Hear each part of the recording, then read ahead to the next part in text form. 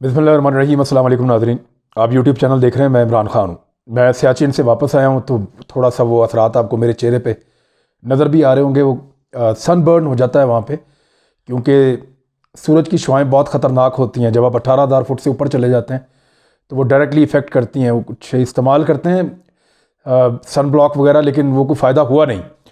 मेरे कुछ और साथियों को भी स्किन के दीगर मसाइल हुए, लेकिन हम अल्लाह का शुक्र है वापस आ गए हैं। अभी मैं मौजूद हूँ वहीं पे गिलगित बल्तिस्तान में, स्कर्दू के करीब ही, और यहाँ से ये वीलॉग मैं कर रहा हूँ। थोड़ा एक दिन के लिए हम दुनिया से कटे हुए थे, एक डेढ़ दिन के लिए, 2 दिन के लिए, और फिर अभी वापस आए हैं तो तमाम मालूमात इकट्ठी की हैं। कुछ चीज़ें हौसला अफजा हैं, कुछ चीज़ें जो हैं वो ज़्यादा परेशानी की तरफ ले जा रही हैं। मैं आपसे शेयर कर देता हूँ जो मालूमात हैं और जो चीज़ें हैं। ख़ास तौर पे यूनाइटेड नेशन में फ़लस्तीन और इसराइल के हवाले से क्या हुआ, यहाँ से बात शुरू करते हैं। इसमें पाकिस्तान ने और तुर्की ने, दीगर कई और मुल्कों ने बड़ा अच्छा रोल प्ले किया है, और पाकिस्तान ने बड़ा शानदार काम किया है। ऐसा जो लोग तनकीद कर रहे थे पाकिस्तान के रोल के ऊपर, या वो हार्ड लाइनर जो ये कह रहे थे कि पाकिस्तान कुछ कर नहीं रहा, मुसलमानों का साथ नहीं दे रहा, तो इसके बाद उनकी शिकायत दूर हुई हैं। पाकिस्तान ने बड़ा बोल्ड स्टांस लिया है। वज़ीर ख़ारजा शाह महमूद कुरैशी साहब ने, अमेरिका, इसराइल, फ़लस्तीन और रूस के बीच में क्या चल रहा है वो बाद में बताता हूँ आपको मैं, और वो ज़्यादा बड़ी चीज़ है, बहुत सख्त चीज़ है। लेकिन यहाँ पे जो मुतालबात सामने आए हैं, ये फ्यूचर का एक हल हो सकता है इस मसले को लेकर। सबसे पहले जो अक़वाम मुत्तहिदा का जनरल असम्बली इजलास, मैंने आपको पहले रिपोर्ट किया था, जैसे ही अनाउंस हुआ था कि जनरल असम्बली के सदर ने कह दिया है कि 20 तारीख को हम इजलास बुलाएंगे, फिर ये इजलास हुआ। और सबसे पहले मैं आपको सदर जनरल असम्बली का जो अपना खिताब था उसके 5-6 नुकात बड़े इंपॉर्टेंट हैं, 7 हैं, और उनका नाम है वाल्कन बॉज़रिक। वाल्कन बॉज़रिक, पहला जो उन्होंने बात की वो ये की कि गज़ा पर इसराइली जारहियत गैर इंसानी है, जो किसी सूरत काबिल कबूल नहीं है। गज़ा पर इसराइली जारहियत, अक़वाम मुत्तहिदा कह रहा है, जनरल असम्बली, दुनिया की ज़ुबान बदल रही है। सफारतकारी और मुसलमानों का इत्तफाक जिस हद तक भी हुआ वो अब काम आ रहा है। जुमले का वज़न आप देख लें, इससे पहले ऐसा नहीं होता था। गज़ा पर इसराइली जारहियत गैर इंसानी है, जो किसी सूरत काबिल कबूल नहीं। दूसरी बात उन्होंने की कि सारी दुनिया मजहबी मुकामात और मासूम शहरियों पर इसराइली हमलों की मजम्मत करती है। यह भी बहुत अहम बयान है, सारी दुनिया की तरफ से उन्होंने कहा। तीसरा, मस्जिद अक्सा पर हमला इंतहाई अफसोसनाक है। ये हर मुसलमान के दिल की आवाज़ है जो उठाई सदर ने जनरल असम्बली के, और इसराइल मजहबी मुकामात का एहतराम करे, ये तंबीह भी की। चौथा नुकता उन्होंने कहा कि गज़ा में इसराइली हमलों से संगीन इंसानी बहरान पैदा हो गया है। दुनिया ने फ़लस्तीनियों पर इसराइली मजालम को अपनी आंखों से देख लिया है। सोशल मीडिया का दौर है। पहले ये BBC, CNN, ये सारे, अल जज़ीरा तो बहुत पहले तो होता ही नहीं था, लेकिन ये लोगों से छुपाया जाता था। जो आपका लोकल मीडिया था या इंटरनेशनल मीडिया था, उसको कंट्रोल किया जाता था। आज सोशल मीडिया है, उन्हीं का बना हुआ हथियार है, और उन्हीं के लिए मुसीबत बनी हुई है। तो इसीलिए उन्होंने कहा कि गज़ा में इसराइली हमलों से संगीन इंसानी बहरान पैदा हुआ। दुनिया ने फ़लस्तीनियों पर इसराइली मज़ालिम को अपनी आंखों से देखा है। सैकड़ों फ़लस्तीनी शहीद हो चुके हैं और सूरत हाल इंतहाई गंभीर हो चुकी है। ये 5वां नुकता था। छठा नुकता, ऐसा पहली बार नहीं हुआ है। उन्होंने क्लियर किया कि मुसलमानों के मुकद्दस महीने रमज़ानुल मुबारक में इसराइल ने फ़लस्तीन पर हमला किया हो। यानी इसराइल जानबूझकर रमज़ानुल मुबारक में, जब मुसलमान रोज़े रख रहे होते हैं और इनका एक मुकद्दस महीना है, तो पहले भी अटैक करता रहा। ये पहली दफ़ा नहीं हुआ। और आखिरी नुकता उन्होंने जो उठाया वो दुनिया भर के मुसलमानों के जज्बात की उन्होंने तर्जुमानी की है। हमारी तरफ से बहुत शुक्रिया। उन्होंने कहा कि मस्जिद अक्सा पर हमले से 1 अरब 80 करोड़ इंसानों की दिल आज़ारी हुई है जो मुसलमान हैं। तो ये स्टेटमेंट था जनरल असम्बली के सदर का। अब एक स्टेटमेंट जो है वो अक़वाम मुत्तहिदा के सेक्रेटरी जनरल का भी है, एंटोनियो गुटेरेस इनका नाम है। अक़वाम मुत्तहिदा के सेक्रेटरी जनरल जो स्टेटमेंट दे रहे हैं, उसका पहला जुमला बहुत भारी है, और मुझे बड़ी तकलीफ हुई उनका जुमला पढ़ के। जब मैं पढ़ रहा था तो मैंने दिल में महसूस किया उसको। उन्होंने कहा, अगर इस वक्त ज़मीन पर वाकई कोई जहन्नुम है तो ये गज़ा में बच्चों की जिंदगियां हैं। अगर इस वक्त इस ज़मीन पर वाकई कोई जहन्नुम है तो वो गज़ा में फ़लस्तीनी बच्चों की जिंदगियां हैं। ये बयान उन्होंने दिया आलमी ज़मीर को झंझोड़ने के लिए, कशीदगी फ़ौरन ख़त्म की जाए। उन्होंने ये कहा वो गज़ा पर इसराइली फोर्सेस की जानिब से जारी फ़िज़ाई और तोप खाने की मुसलसल बमबारी से उन्होंने कहा कि मैं शदीद हैरत ज़दा हूं। गज़ा पर बमबारी ने पूरी दुनिया को झंझोड़ कर रख दिया है, यहां फौरी तौर पर कशीदगी को ख़त्म किया जाए। ये स्टेटमेंट आया अक़वाम मुत्तहिदा के सेक्रेटरी जनरल का। अब एक स्टेटमेंट है वो इसराइली वज़ीर ख़ारजा का, बहुत इंपॉर्टेंट है, पाकिस्तान का बड़ा इंपॉर्टेंट है, तुर्की का, क्योंकि पूरे मुसलमान मुल्कों की तर्जुमानी सही इन दो मुल्कों ने ज़्यादा की है। और इसमें जो फ़लस्तीनी वज़ीर ख़ारजा हैं रियाद अल मालिकी, जब इन्होंने बात शुरू की तो इसराइली मंदूब वहाँ से उठ के चला गया, बाइकआउट किया उसने। शीशा नहीं देख सकते ना, तो उठ के वहाँ से चला गया, शीशे में अपनी घिनौनी शक्ल नज़र आती है। तो फ़लस्तीन के वज़ीर ख़ारजा ने कहा कि इसराइल गज़ा के मासूम शहरियों का कत्लेआम बंद करे, इसराइल गज़ा में जंगी जराइम का मुर्तकिब हो रहा है, ये बहुत बड़ा केस है। अगर यही एक केस इसराइल के ऊपर बन जाए ना तो दुनिया भर की पाबंदियां इसके ऊपर लग जाती। जंगी जराइम का केस बहुत बड़ा केस है, आलमी इदारों पे, आलमी फोरम्स के अंदर ये मामला उठाया जाए, आलमी अदालत में ले जाया जाए तो इसराइल की मुसीबत बन जाएगी उसके लिए।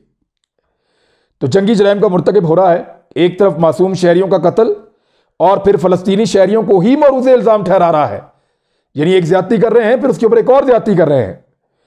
और जो शोहदा की तादाद है उन्होंने वो बताई, उन्होंने बताया मेरी कितनी इमारत तबाह हो गई, ये बताया।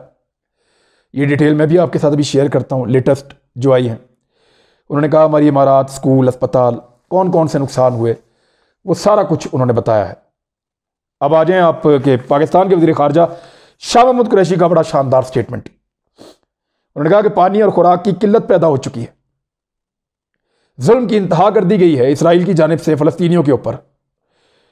गज़ा के अंधेरों में जो वाहिद रोशनी नजर आती है वो इसराइल के फेंके हुए बम्बों की रोशनी है। जो मिसाइल या बम वो फेंकता है उससे इसराइल, फ़लस्तीन जो है वो, गज़ा जो है वो रोशन होता है। जो इसराइल बम फेंकता है उनकी रोशनी फैल रही है वहां पे। हमलों की वजह इसराइल का गरूर और उसका तकब्बुर है।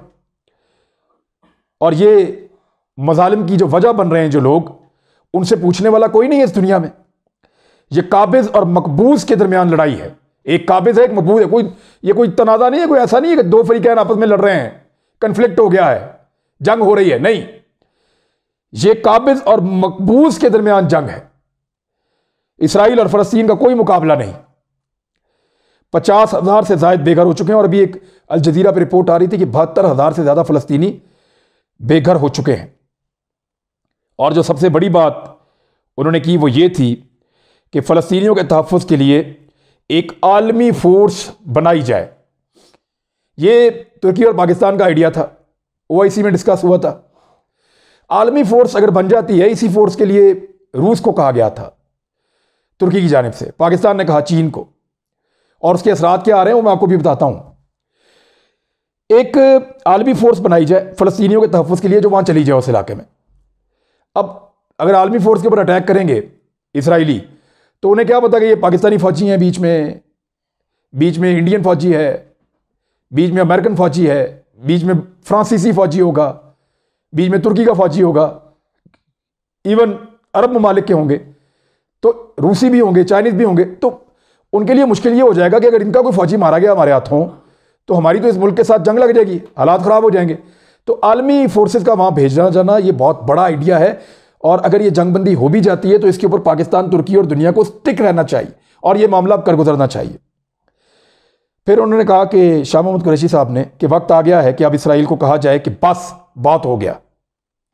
आज अगर हम कुछ नहीं करते तो ये तारीख में लिखा जाएगा और तारीख हमें कभी माफ़ नहीं करेगी। ये शाह महमूद कुरैशी ने सारी दुनिया को मुखातिब करते हुए कहा। आज अक़वाम आलम एक नुक्ते पर खड़ी है, फ़लस्तीन के अवाम की आवाज़ को खामोश नहीं करवाया जा सकता। और फिर आखिर में उन्होंने जो कहा, ये हम सबके दिल की आवाज़ है, उन्होंने कहा कि ए अर्ज़ फ़लस्तीन मैं भी हाजिर हूँ, कि फ़लस्तीन की सरजमीन मैं हाजिर हूँ। शाह महमूद कुरैशी साहब ने स्टेटमेंट दिया। अब आ जाए सिर्फ तुर्की के जो वज़ीर ख़ारजा का स्टेटमेंट है वो बताऊँ, फिर अगले व्लॉग में आपको बताऊँगा कि अमेरिका, चीन, रूस और बाकी मुल्कों के बीच में क्या चल रहा है। तुर्की के वज़ीर ख़ारजा मेवलट कैवोसोगलू इनका नाम है और इनका स्टेटमेंट भी बड़ा अहम है और स्टेटमेंट का पहला जुमला ही बहुत बड़ा है। और उन्होंने कहा कि जो भी नाइंसाफ़ी के बावजूद चुप रहा, ये जो नाइंसाफ़ी हो रही है इसके बावजूद जो भी चुप रहा हम में से, वो म्यूट डेविल है, यानी गूंगा शैतान, गूंगे शैतान का रोल प्ले कर रहा है जो इस वक्त चुप है। और ये सिर्फ खामोशी जुर्म नहीं है, बल्कि ये जो असल जुर्म करने वाले लोग हैं उनके साथ देने वाले के बराबरी है। यानी जो इस वक्त चुप रहा वो इसराइल के साथ है और इस जुल्म के अंदर बराबर का शरीक है और गूंगा शैतान है, म्यूट डेविल। इसराइल का कब्जा खत्म करने और जंग बंदी करने के लिए बैनुल अक़वामी कोशिशें फौरी तौर पर तेज की जाएं। यरूशलेम, वेस्ट बैंक और गजा में जो कुछ हो रहा है उसके लिए सिर्फ इसराइल ही जिम्मेदार है, वो ये सारा कुछ कर रहा है। फलस्तीन में नाकाबिले बयान मुजालम और बर्बरियत पर तुर्की खामोश नहीं रहेगा। मस्जिद अक्सा पर जारहियत की जितनी इसराइल की मजम्मत की जाए वो कम है, इससे मुसलमानों की दिल आज़ारी हुई है। अब अगर आप देखें तो दुनिया का एक मौक़िफ़ सामने आ रहा है। अक़वाम मुत्तहिदा क्या कह रहा है, फ्रांस ने एक करारदाद पेश की थी, अमेरिका ने उसके साथ क्या किया मैं डिटेल्स आपको बताऊंगा। लेकिन यूरोपीय यूनियन के बेशतर ममालिक वो खड़े हो गए हैं फ़लस्तीन के साथ। उनके मफादात इसराइल के साथ होंगे लेकिन वो ज़्यादा रजिस्ट नहीं कर सकते क्योंकि आवाज़ें उठ रही हैं पूरी दुनिया से। दूसरा, अमेरिका अपने आप को अकेला कितनी देर तक कर लेगा। अरब ममालिक के अंदर बड़ा शोर मच रहा है। यमन में तारीखी नौयत का बहुत बड़ा एहतजाजी मुजाहरा हुआ है, पहले कभी नहीं हुआ। मुसलमान मुल्क इकट्ठे हो रहे हैं, यह भी उनके लिए एक बहुत बड़ा मसला है। वो मुसलमान जिनको इन्होंने शिया, सुन्नी, वहाबी, देवबंदी, अरब, अजम, फारिस और पता नहीं किस किस के अंदर तकसीम किया हुआ था, वो सारे मुसलमान इकट्ठे हो रहे हैं इस बर्बरियत की वजह से। तो दुनिया ये भी समझ रही है और एक मौक़िफ़ सामने आ रहा है कि एक आलमी फोर्स बनाकर फ़लस्तीनियों की हिफाजत के लिए वहां भेज दी जाए। गजा में, वेस्ट बैंक में, यरूशलेम में इसराइल का जो वहां पे ये बदमाशी है वो ख़त्म की जाए। और अगर एक आलमी फोर्स वहां पहुंच जाती है तो ये एक बहुत बड़ी कामयाबी होगी इन तमाम मुल्कों की, ख़ासतौर पर तुर्की और पाकिस्तान की, क्योंकि अरब ममालिक तो जंग लड़ना नहीं चाहते और उनको जंग में आप लाने के लिए उकसा भी नहीं सकते। तो अब एक ही तरीका है कि उनको कायल किया जाए कि एक आलमी फोर्स बनवाई जाए। आप भी जोर लगाएं, हम भी लगाते हैं, रशिया को कहा है, चाइना को कहा है। तो अगर एक आलमी फोर्स बन जाती है, अमेरिका को अगर नहीं भी चाहेगा तो आना ही पड़ेगा। और वो फोर्स अगर पहुंच जाती है वहां पे फ़लस्तीन में, तो वहां कोई हवाई अड्डे लेने की जरूरत तो नहीं है, ना कोई बड़े बड़े हथियार लगाने की जरूरत है। सिर्फ वहां पे उनकी मौजूदगी इस बात के लिए काफ़ी होगी कि इसराइल दोबारा फ़लस्तीनियों के ऊपर अटैक ना करे, क्योंकि फिर उनके ऊपर अटैक, पूरी दुनिया के ऊपर अटैक तसव्वुर किया जाएगा। ये एक अच्छा आइडिया है, ये होना चाहिए। अक़वाम मुत्तहिदा में आवाज़ उठी है, लगता है ये मामला इतनी आसानी से और इतनी जल्दी दबेगा नहीं, अभी इसके ऊपर मज़ीद काम होगा। लेट्स सी आने वाले दिनों में क्या होता है। तब तक के लिए अपना ख्याल रखिएगा, अपने इस चैनल का भी। अल्लाह हाफ़िज़।